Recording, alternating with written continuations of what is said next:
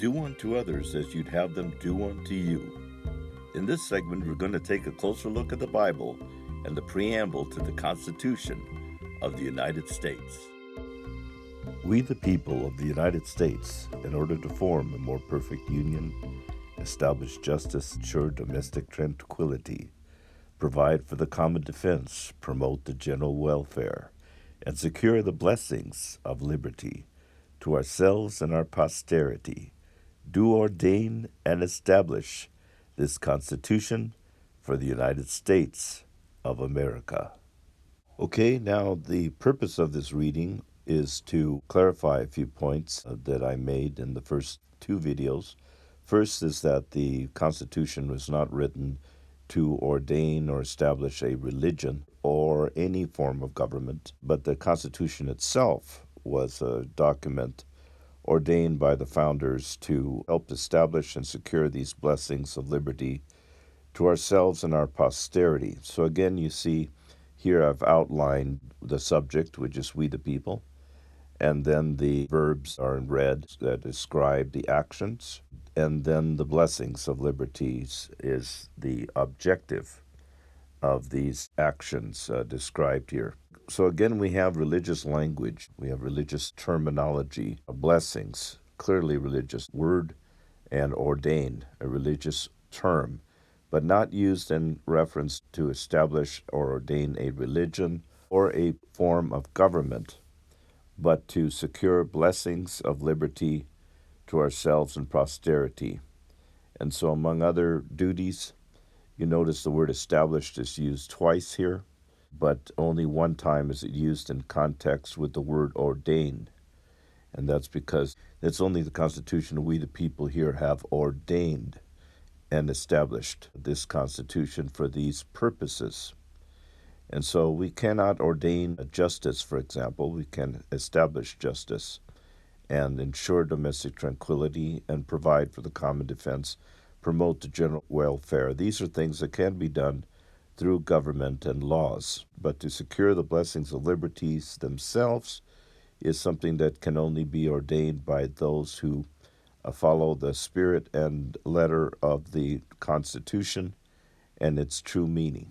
Now, I'm going to keep it simple. I'm not going to go into much detail about the biblical references except to talk about the Ten Commandments. I will elaborate on them here and their connection with Judaic Mosaic laws and their connection to Moses and Judaic Christian traditions.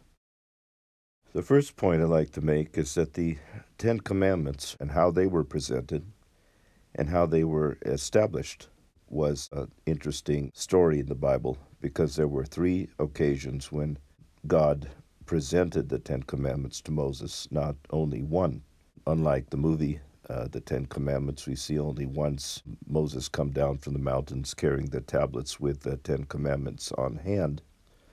But in reality, in the Bible, it describes that first God spoke the Ten Commandments directly to the people from the heavens, and this is how they first heard these commandments were spoken and given to them.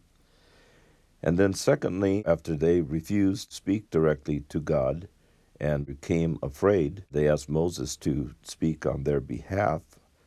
And so consequently, they established their first judge and form of government at that point. And so Moses went to the mountain, and then he received the Ten Commandments, which was written by the hand of God, which is also interesting. And so you see, by God's word, spoken word, these commandments were first delivered.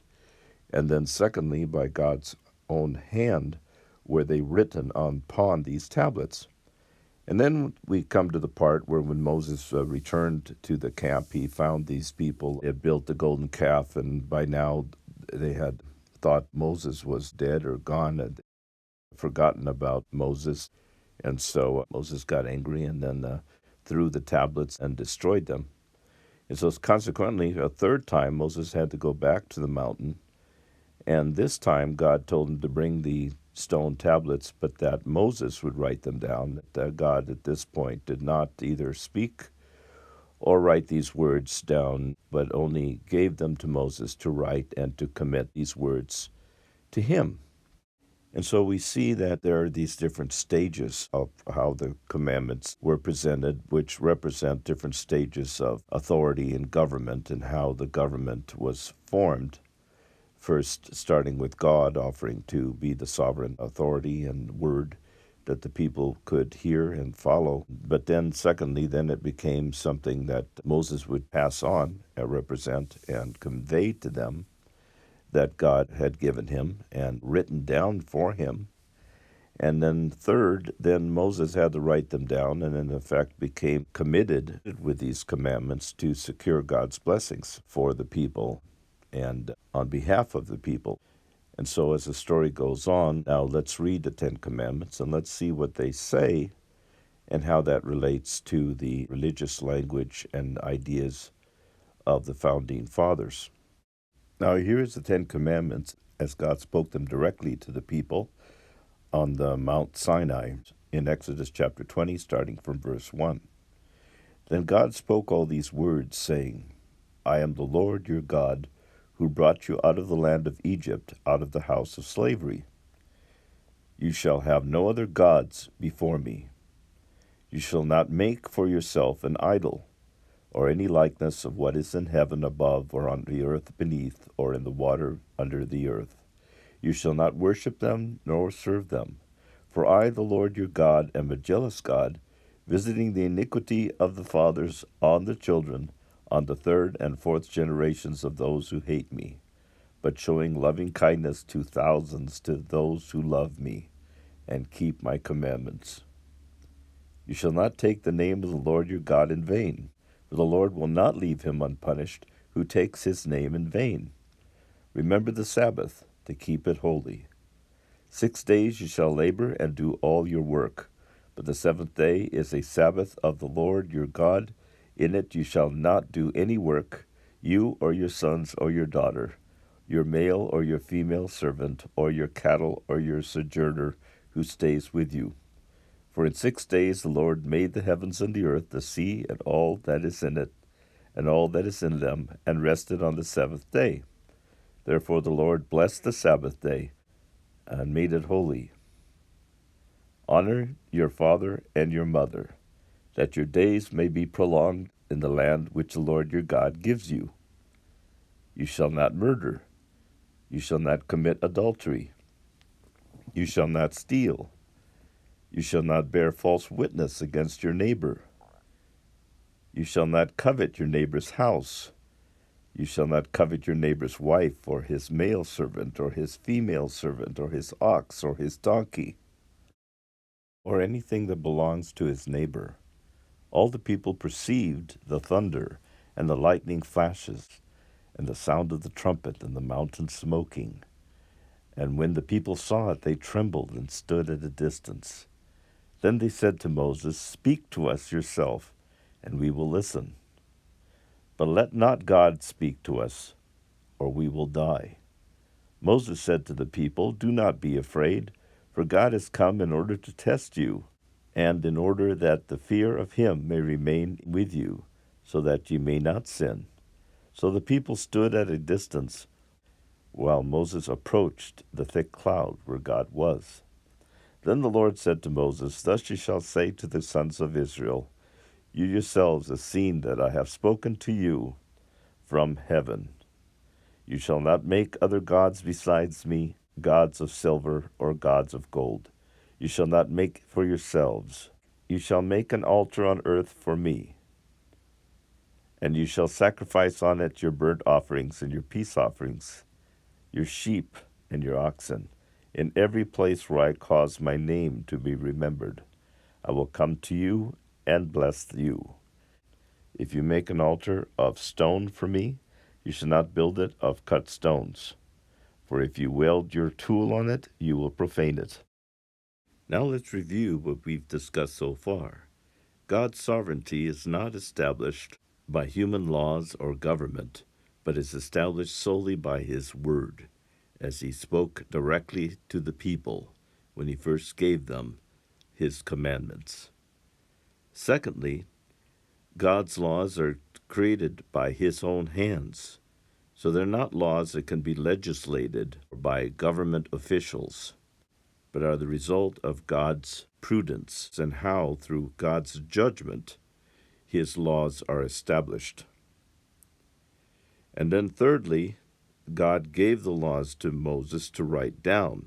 And at this point, we're talking about the government and the responsibilities of the government, that these laws are to be ordained and established by first the people who chose these government officials to rule over them, and secondly, the government officials themselves, like Moses, who are accountable to the people and themselves responsible to carry out these laws. And so here we have an order or a hierarchy of accountability, starting with sovereignty and prudence ordained in the Ten Commandments, and then the order and how these judgments are applied. And so when we look at the Ten Commandments, you could break it up into groups of three. The first three has to do with God and God alone, and the nature of God's laws and the sovereignty of God, and how these laws have authority over man's laws or human government. The next three commandments has to do with these laws as they were established by those government leaders and people that are appointed by the people, as the children of Israel chose Moses to be their representative to speak for them regarding their agreement to keep and follow these laws. And thirdly, we see in the last three commandments how these laws then are applied and how they are practiced, and through practice, how they are ordained and established. And so the last commandment is a summary of the first nine, that it's through man's willingness and through his own choice is how these governments are then able to preserve and secure these blessings. In my next video, I'll talk more about governments and the Constitution and religion and how it pertains to government today.